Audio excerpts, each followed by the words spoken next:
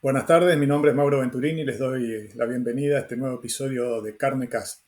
Hoy, como lo habíamos dicho, nos acompaña nuevamente Pablo Viroy para hablarnos del tema de recepción en los feedlots o en los sistemas de producción intensiva de carne.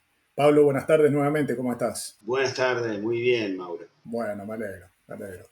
Bueno, lo habíamos dicho en el encuentro anterior que quedaba un tema pendiente muy importante y decidimos dejarlo para un episodio completo porque va a abarcar probablemente la respuesta a un montón de cuestionamientos y preguntas.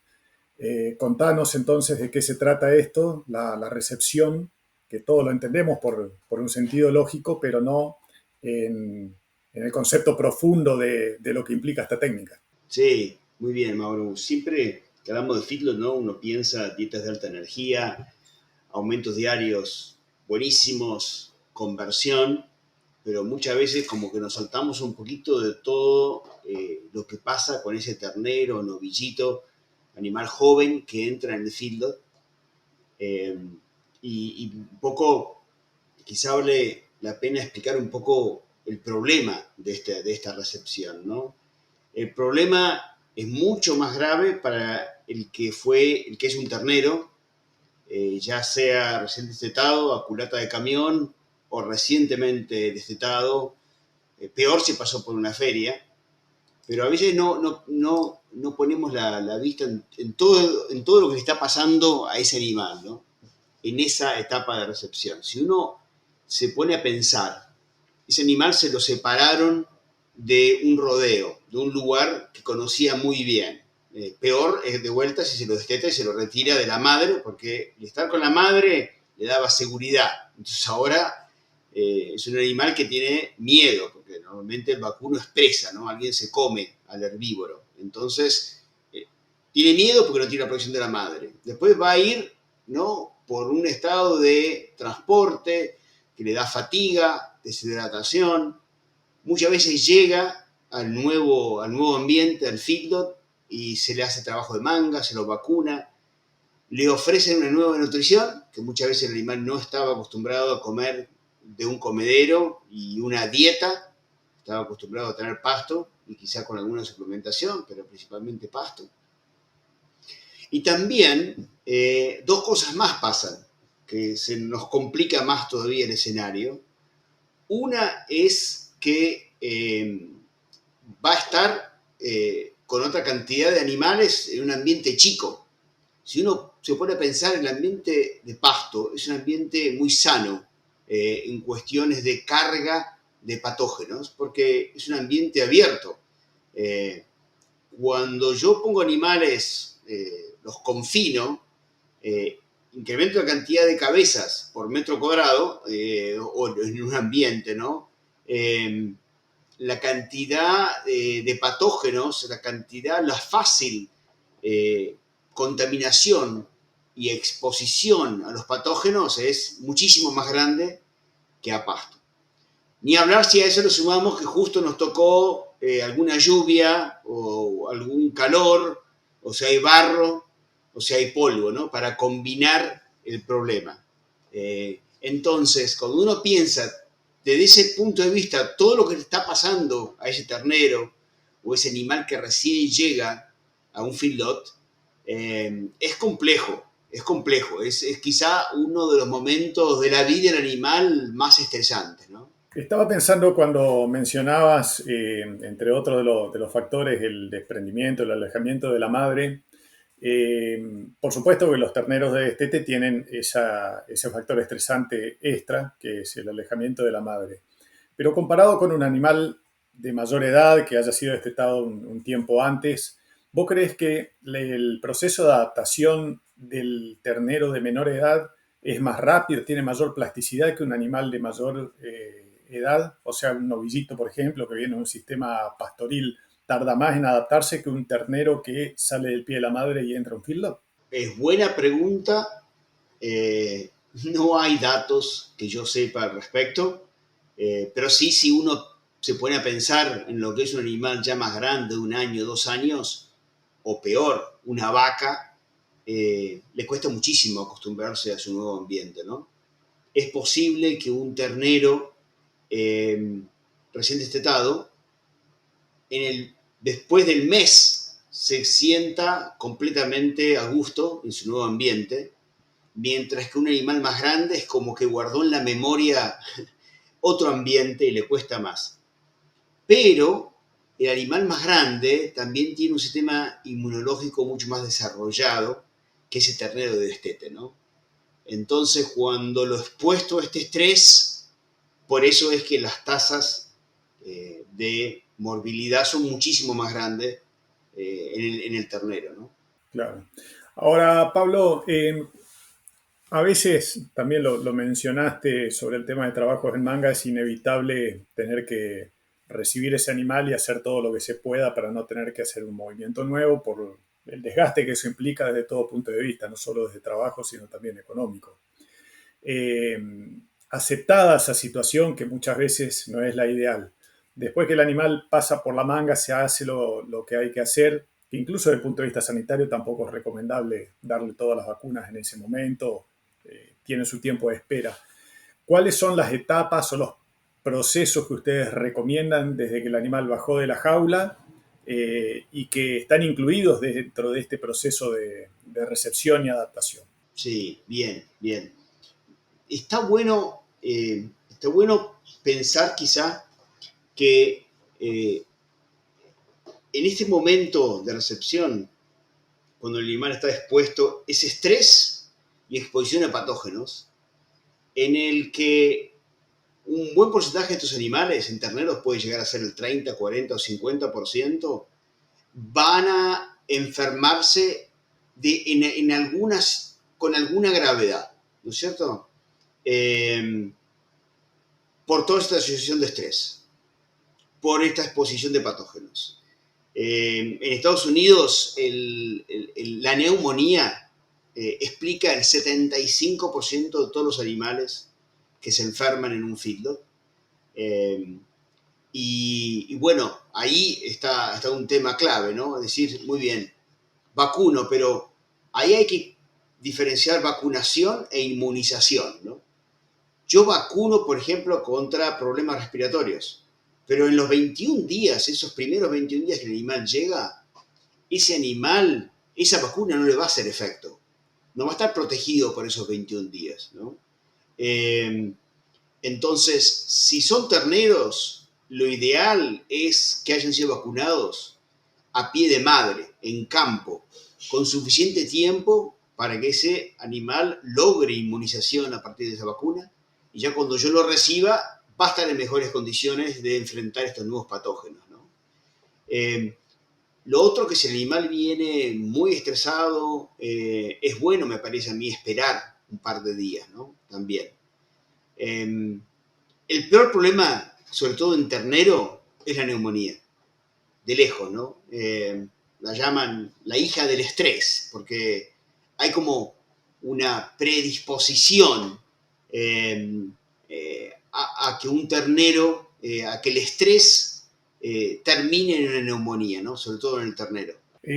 Dada la circunstancia de que me imagino yo que la mayoría de las veces, al menos en nuestro país, no se conoce el estatus sanitario del animal que llega cuando viene de otro campo, de otro sistema de manejo, eh, ¿vos ves recomendable el uso masivo de antibióticos como para cubrir esas primeras 2 o 3 semanas? Eso se llama metafilaxia y en lugares donde se practica mucho los sistemas intensivos como acá en Estados Unidos es muy común verlo, pero en Argentina no tanto y es contradictoria la opinión que hay de diferentes especialistas. ¿Cuál es tu opinión, Pablo?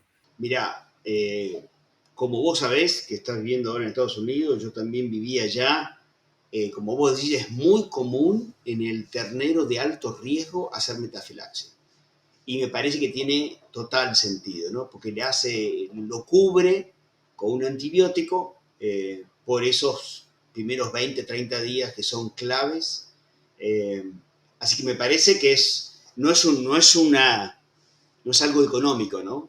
El hacer la metafilaxia, pero me parece que tiene sentido, sobre todo por este tema de la neumonía, ¿no? a veces no prestamos o no sabemos, no nos damos cuenta que el vacuno tiene una limitante en cuanto a neumonía con respecto a otras especies. El vacuno es un gran fermentador, ¿no? Mejor que el caballo, mejor que cualquier otra especie, pero tiene una limitante estructural, que tiene un pulmón chico. Si comparamos, el vacuno tiene un vacuno adulto tiene un pulmón de 2,5 veces más grande que un pulmón humano, pero el requerimiento de oxígeno es 8 o 10 veces más, ¿no? Es más, si lo comparamos con un caballo, el caballo tiene el 1% del peso del caballo, es tejido, es el pulmonar, y en un vacuno es el 0,7. Por una cuestión de diseño, de volumen y donde está ubicado, aparentemente, esa era la razón, ¿no? Pero un pulmón más chico en el bovino hace que el animal tiene que respirar más veces por minuto. Y cuando respira más veces por minuto hay más riesgo de que más velocidad de aire y que entre más bacterias, virus y partículas contaminantes profundamente en el pulmón, ¿no? Yo no soy veterinario, pero este tema de la neumonía es muy, muy importante en la recepción de los animales y es por eso que nos metimos en el tema, ¿no? Otro tema que hace que en esta recepción es lo que el animal come poco. Y es un tema, ¿por qué el animal come poco? ¿Por qué come el 1,5% del peso vivo cuando apenas llega a un feedlot, ¿no? Y bueno, y ahora lo entendemos mejor, mucho mejor que antes, ¿no? A este tema de que por qué inclusive un animal enfermo, ¿no? ¿Por qué come menos? ¿Y qué podemos hacer al respecto, ¿no? La pregunta respecto de la cantidad que comen, te la quería hacer, pero en virtud del animal ya adaptado. Pero ya que tocaste el tema, tengo otra pregunta. Ese consumo, ese nivel de consumo del animal recién llegado en los primeros días, ¿puede verse modificado pensando en un ternero que está al pie de la madre, si estuvo en un sistema de crib feeding o incluso si la madre fue suplementada, que muchas veces uno ve que la cría viene con la madre y también trata de levantar algo del alimento que se le dio a la madre? ¿Sirve como para que el proceso de adaptación y de transición se acelere un poco? Sin duda alguna. Es increíble ver animales que hayan pasado por un destete precoz, por ejemplo, cuando se los recibe en un feedlot, ¿no? Saben comer perfectamente. Es como que lo largaste a un nuevo lote de alfalfa, ¿viste? Buscan el comedero, empiezan a comer contra los que nunca comieron, ¿no? Es muy, muy grande la diferencia. Eh, pero los dos, el que sabe comer y el que no sabe comer, van a pasar por una anorexia si es que se enferman, ¿no? Eso es inevitable. Eh, y, y todo este mecanismo ahora, bueno, se lo conoce mejor y uno de los aspectos es justamente que el sistema inmunológico hace que el animal no esté interesado en explorar su nuevo ambiente.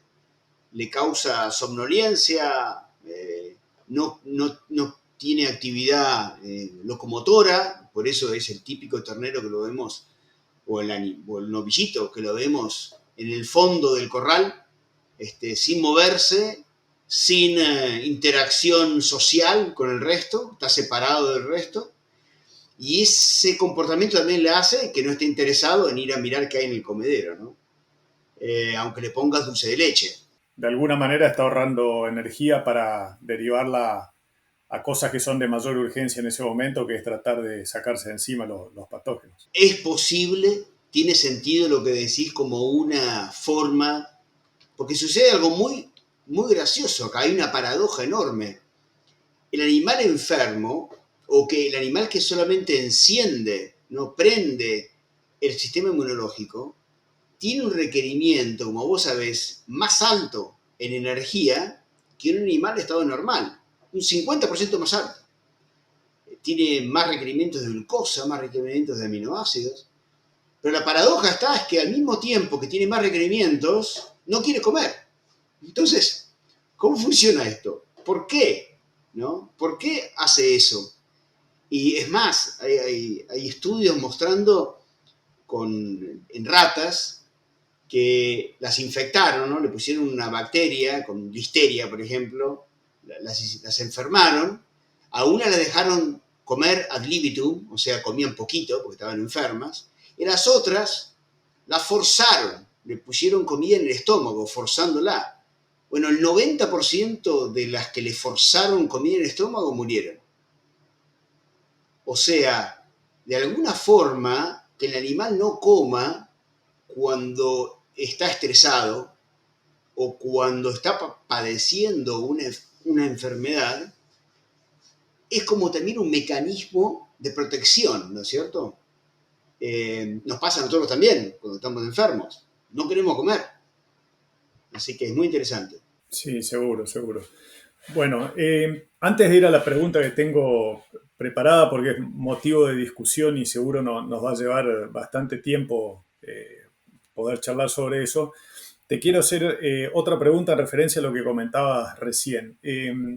Algo ya hablamos con algún compañero de equipo de ustedes, que es cómo manejar el tema de la fibra en los animales recién llegados y cómo hacer esa transición de alimento más fibroso a más concentrado y hasta qué punto quitar la fibra, qué porcentaje dejar. ¿Cuál es tu opinión? Mirá, un animal que viene de pasto normalmente, bueno, primero para que todo el mundo nos pongamos en el mismo nivel, ¿no?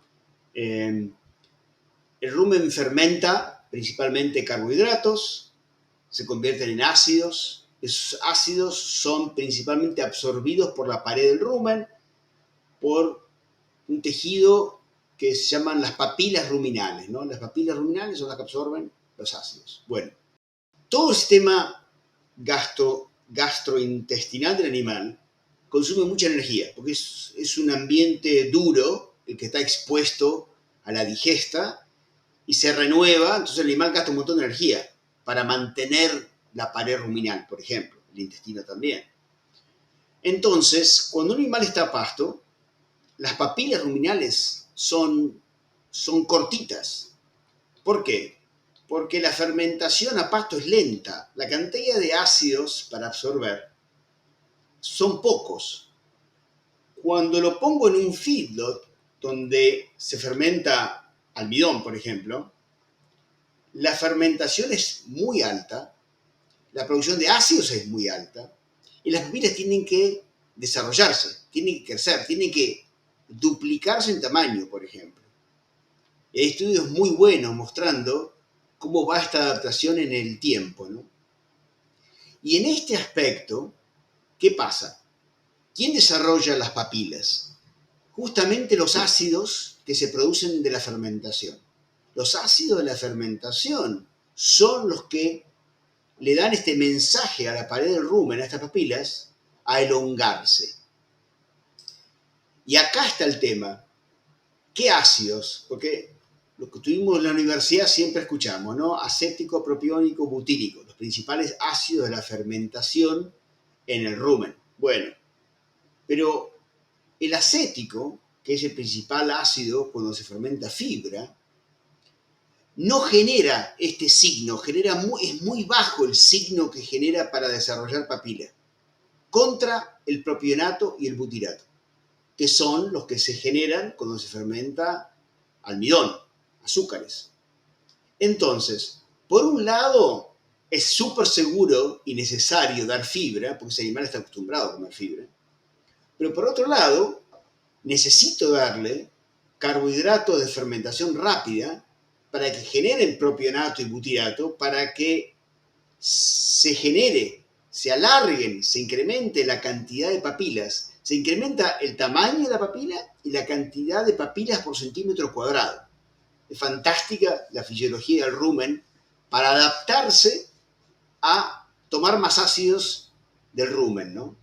Entonces, tengo que darle fibra, porque si no, corro un riesgo de entrar en acidosis si lo doy una bomba de grano, pero al mismo tiempo tengo que darle grano para que genere la papila, porque si no genera papila, a los 20 días de recibido, los 25 días de recepción, cuando termine y esté en dieta de adaptación, no va a tener papila para absorber esos ácidos.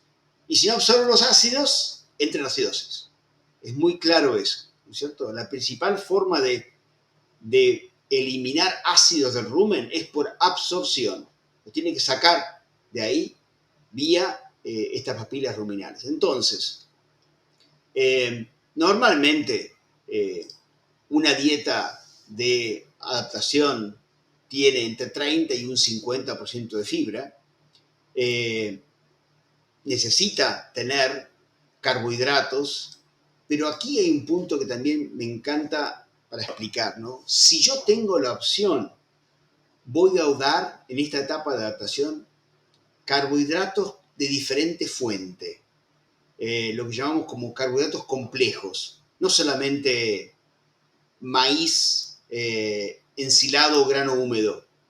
Quizá si tengo para esta dieta de adaptación maíz molido seco, junto con maíz molido, junto con maíz húmedo, si tengo cascarilla de soja, fantástica, porque el carbohidrato de la cascarilla de soja se digiere, es fibra digestible, se digiere más lento.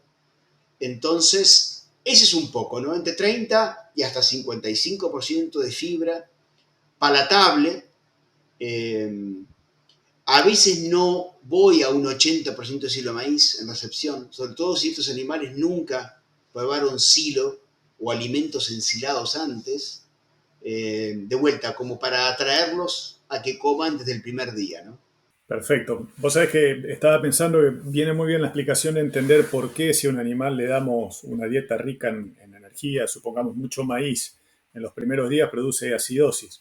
La cantidad de ácido que se produce en el rumen es la misma que en un animal adaptado. La diferencia está en la capacidad de utilización de esos ácidos por el rumen adaptado que difiere del que todavía no está adaptado. Si no se absorbe el ácido, termina produciendo el cuadro clínico. Está perfecto y clarita la explicación.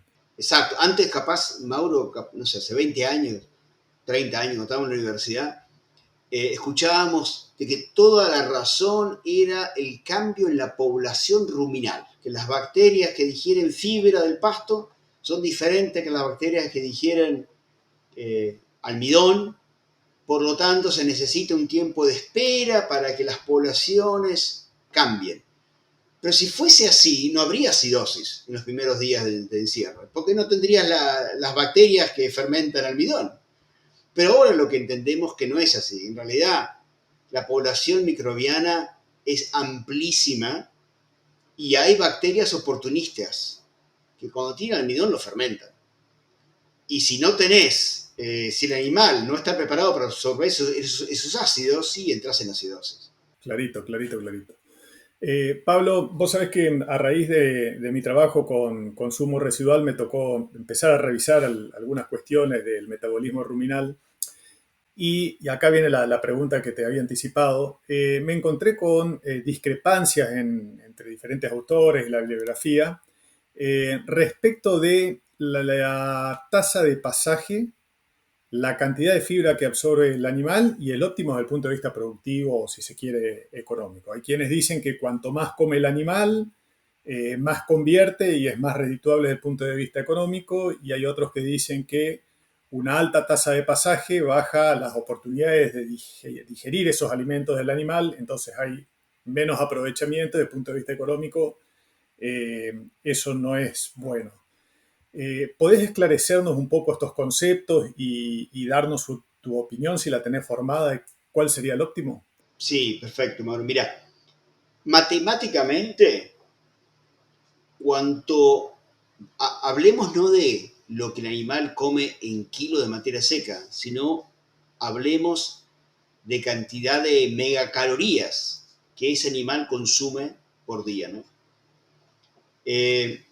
Matemáticamente, si consume más megacalorías por día, ese animal ganaría más peso y tendría mejor conversión, porque la cantidad de megacalorías que necesita para mantenimiento son fijas, ¿no? Ligadas al peso metabólico del animal, es una cantidad fija. Todo lo que come arriba de mantenimiento va todo a producción, va todo a ganancia de peso y por lo tanto mejor conversión, ¿no es cierto? Matemáticamente yo creo que eso es cierto. Ahora, hay algo que nosotros insistimos mucho que es manejo de comedero, porque una cosa es la matemática y otra cosa es lo que pasa en el fito día a día, ¿no es cierto? Si de golpe un animal se quedó con hambre 2, 3 días y de golpe le subimos para maximizar su consumo y nos pasamos de vuelta en cuanto lo subimos, ese animal va a terminar consumiendo de más porque se quedó con hambre el día anterior. Entonces, ese consumo de más muchas veces nos trae consecuencias negativas. Que dentro de un corral, acordate que en el corral no estamos manejando individuos, estamos manejando una población, es un grupo de animales, pero dentro de ese grupo de animales, algunos animales, el comilón que se quedó con hambre el día anterior, hoy va a comer más, para asegurarse. Y a veces, el comer un 10% más en ese día no está capacitado para absorber esos ácidos, ¿no? Y entra en una acidosis subclínica, que no necesariamente la vamos a observar, ¿no? Porque es subclínica. ¿Y qué va a pasar? A los 3 días, por 3 días comió menos, ¿viste? Entonces tenemos la típica, cuando esto pasa en dimensiones más grandes, vemos la típica curva de serrucho de consumo del corral, porque hay algunos animales dentro de ese corral que vienen así, ¿no? Comen mucho, baja mucho, baja mucho. Entonces, hay escuelas que dicen, bueno, capaz que si le cortás la cantidad de comida que le das en forma permanente, siempre le das 5% menos de lo que querrían comer, sería una forma óptima para que no haya este animal angurriento no sobreconsuma. Perfecto. Pero en la práctica es imposible saber, porque no sé exactamente cada día cuál es el consumo máximo que tendría ese lote de animales en un corral. ¿Es el 2,5? ¿Es el 2,4? Porque cada día el animal, como nosotros también, vamos a variar un poco cuánto queremos comer, por cuestiones ambientales, por cuestiones de tipo de dieta, un montón de factores hacen que es imposible determinar cuánto exactamente querrían comer voluntariamente los animales y a partir de eso le bajo el 5%. Porque si no, lo que puede estar pasando es que le voy a estar bajando megacalorías totales a todos los animales, asumiendo que estoy haciendo el 5% menos de lo que querrían comer. Pero ¿qué va a pasar? De vuelta, la matemática. ¿Querrían comer más? ¿Querrían ganar más de peso? ¿Querrían tener mejor eficiencia de conversión? Pero no lo están logrando porque yo le estoy cortando la cantidad de alimento. Entonces, ahora vamos a la parte práctica. ¿Qué hacen los fieldos? Los fieldos bien manejados tratan en todo lo posible de maximizar consumo. Pero maximizar consumo mirando las curvas de consumo. No maximizar consumo y después veo las curvas de consumo y son un serrucho total. ¿Por qué? Cuando hay serrucho total en las curvas de consumo, tengo días de muchísimo inventario en el comedero. Muchísimo inventario en el comedero significa que estoy tirando comida. Porque al fin y al cabo esa comida se pone vieja y lo voy a tener que tirar. Entonces, quiero maximizar las megacalorías por día y no quiero desperdiciar comida. Esos son los dos puntos más importantes. Así que de nuevo, lectura de comedero es fundamental. Fundamental. Y esto ya está recontraprobado. Más si vemos, es muy interesante visitar los fieldos, los más corporativos, ¿no? De Estados Unidos, que están en el sur, para ver cómo manejan esto, ¿no? Ya los tienen tan afinado lo que es lectura de comedero, mirar curvas de consumo, y todo con el objetivo de maximizar el consumo, ¿no? Claro. Pablo, recién mencionaste la acidosis subclínica y según entiendo los animales de alta performance y que están en sistemas tan intensivos casi que conviven con la acidosis subclínica o están ahí muy cerquita de una fina línea que está en equilibrio. ¿Ustedes tienen alguna forma de darse cuenta o detectar cuando el animal entra en acidosis subclínica? Y te explico por qué me pregunto esto. Si hubiese alguna manera de averiguarlo, probablemente se pudieran tomar medidas como para prevenir males mayores, porque una vez que se desencadena la acidosis, ya estamos con un cuadro patológico más complejo. Claro, claro, ni hablar. Mira, lo primero es evitar inclusive la acidosis subclínica, ¿no? Y ahí es donde, de vuelta, manejo de comedero, curvas de consumo. Si mis curvas de consumo son parejas, sin altibajos, sin serrucho, mi performance es buena, tengo buena ganancia de peso, buena conversión, ya me está planteando la situación de que las cosas andan bastante bien. Después, ¿qué hago? Después miro, puedo mirar bostas, puedo entrar al corral y caminar con bostas, siempre puedo ver alguna bosta más líquida dentro de un corral, no pasa nada. Pero lo que después voy a mirar también son mis errores de carga de ingredientes en el mixer y mis errores de entrega de comida. Eh, si ya te digo que si las performances son buenas y mis curvas de consumo son buenas, lo más probable es que también mi curva de mis errores de carga de ingredientes y descarga en los corrales también son buenas, ¿no? Como que va todo junto. Después, el uso de aditivos, ¿no? Una gran ventaja de la monensina es que la monensina, en inclusiones de 30 ppm para arriba, limita consumo. ¿Y qué hace esta limitación de consumo? La limitación de consumo aparentemente la hace por animal. No es que no es que a todos los animales les voy a dar 5% menos de comida. No, al angurriento, como comió más, también va a recibir más miligramos de monensina. Entonces es como que le está haciendo un efecto individual, ¿no? A cada animal. Al que come menos, al que comió, en vez de comer 10 kilos de promedio del corral, está comiendo 7. Y la cantidad de miligramos de monensina es menos.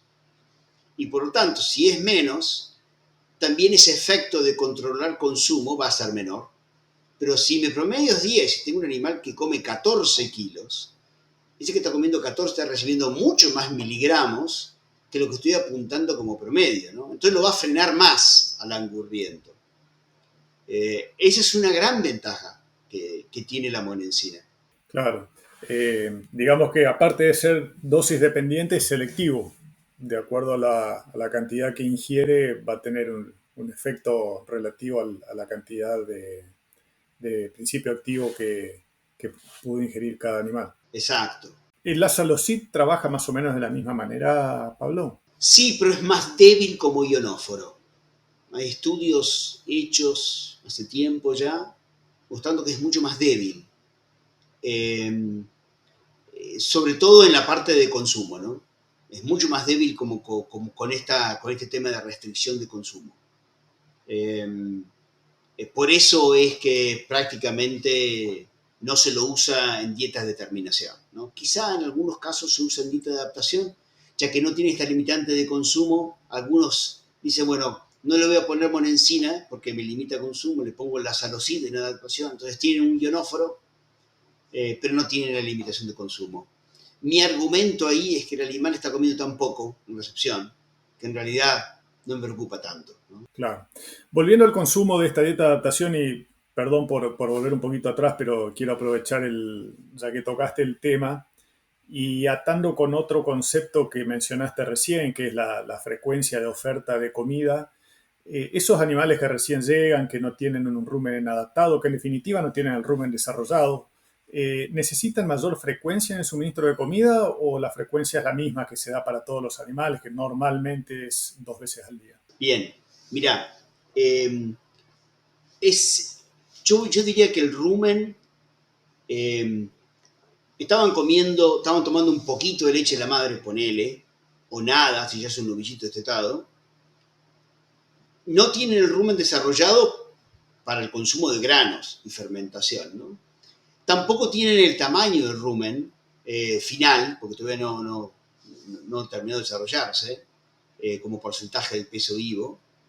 Eh, pero para mí lo más importante ahí es, número uno, enseñarles el comedero, que no tengan miedo al comedero. Y a veces lo ideal ahí es recibir los animales en el comedero ya con un heno, por ejemplo, un heno de buena calidad. No necesita hacer una alfalfa de 20% de proteína.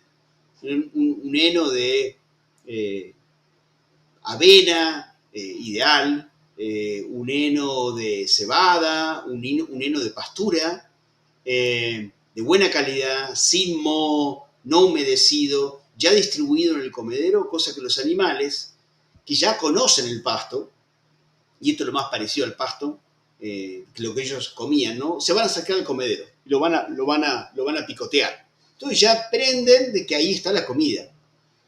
Y después, ese primer día o segundo día, ya ofrecerle una dieta de recepción. Eh, y ya normalmente, si no son animales muy, muy ariscos, ya en el segundo día ya va con dieta de recepción. Eh, Esa dieta de recepción, si es húmeda sobre todo, para mí es importante que esté fresca. Entonces yo ahí pensaría, doy una vez, dos veces o tres veces de comer por día. Depende de la dieta que tenga y depende qué frescura tenga en el comedero. Y si estoy en el medio del verano y tengo una dieta de más del 50% de silo, no voy a dar una vez por día. Porque a las 2 horas, con el sol y el calor, la superficie de esa dieta es completamente distinta que lo que yo le puse al principio. Entonces, yo tengo que atraer los animales a esta comida y por lo tanto me parece que es muy importante el que esa comida esté fresca, fresca, con buen olor, para atraerlos, ¿no? Está muy claro el concepto. A propósito, y te hago solo una pregunta más, no te vamos a robar más tiempo. Eh, ¿Sugerís la utilización de estimulantes del consumo como saborizantes en esa dieta inicial? Mira, es difícil. A veces los saborizantes juegan un rol más para para el productor que para el animal. Es difícil. Eh, Hay pocos datos eh, repetibles en cuanto a saborizantes, ¿no? Eh, a veces sí, hay algunos saborizantes de vainilla, pero los datos son, no hay tanto dato en el tema, ¿no? Para mí, si yo hago bien lo otro, si yo eh, estimo correctamente cuánto deberían comer los animales, que normalmente no van a comer más del 1,5% del peso vivo, el primer día, segundo día. No le voy a dar el 2% del peso vivo o el 3%, porque me va a sobrar comida. Entonces a los 3 días tengo comida vieja. Si yo cometo estos errores, no hay saborizante que me salve. Yo pondría todo el foco en este otro tema que son de criterio, ¿no? Sí, clarito. No hay mejor olor que el de la comida que uno está acostumbrado a recibir, así que un buen olor a pasto fresco es un atrayente suficiente como para estimular ese consumo. Exacto, exacto. Y que descansen porque muchas veces los colocamos en un corral al lado de los corrales porque lo vamos a trabajar en 2 días, pero a veces nos olvidamos que ese corral pasan los camiones, hay los perros ladrando, pasa el personal, entonces el animal no descansa, aunque el piso esté seco y se puedan echar, el animal está, viste, atento, no está descansando, no baja la guardia. Claro, claro, es fundamental. Pablo, la verdad que en esta charla hubo varios conceptos, pero en particular un par de ellos que voy a tomar nota porque son súper aplicables. Los conceptos que mencionaste de la monensina y la dosis dependencia está muy buena. Lo voy a anotar para no olvidármelo porque lo quiero tener en cuenta. Y en general fue muy esclarecedor por qué la importancia de la dieta para recibir estos animales y la importancia de respetar los tiempos de adaptación para llegar después a una buena performance y un buen resultado final.